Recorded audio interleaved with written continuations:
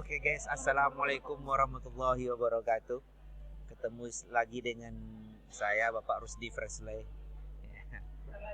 Hari ini Rabu tanggal 27 Januari 2021. Kita pertemuan yang ketiga dengan membahas stabilitas politik dan keamanan pemerintahan Orde Baru.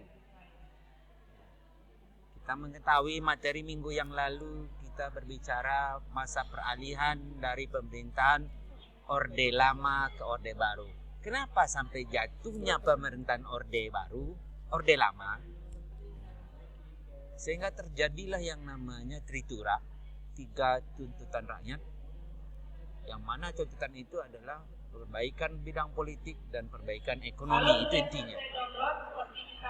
Kemudian terjadilah surat perintah 11 Maret sehingga beralihlah masa pemerintahan Orde Lama ke Orde Baru. Kemudian ini tujuan pembelajaran kita hari ini ada 1, 2, 3, 1, 2, 3, C, 2, 3. Satu, mengkaitkan hubungan antara stabilitas negara dan pembangunan, menjelaskan stabilitas politik keamanan sebagai dasar pembangunan, kemudian menjelaskan penerapan dui fungsi ABRI. Oke guys, next ini adalah Indonesia guys.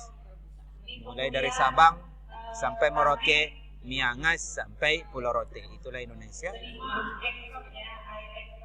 Ini yang kita jaga bersama sehingga tidak terjadinya perpecahan di negeri Indonesia yang kita cintai ini. Kemudian setelah resmi berkuasa, otomatis ada beberapa hal yang sangat krusial, yang sangat penting yang dilakukan oleh pemerintahan Orde Baru. Apa itu? Yang pertama adalah stabilitas politik dan rehabilitasi ekonomi.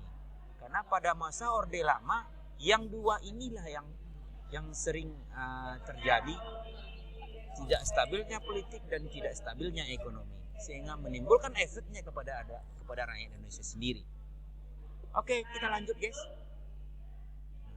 Tugas pertama Soeharto sebagai pengemban Super Semar yaitu menyusun kabinet baru.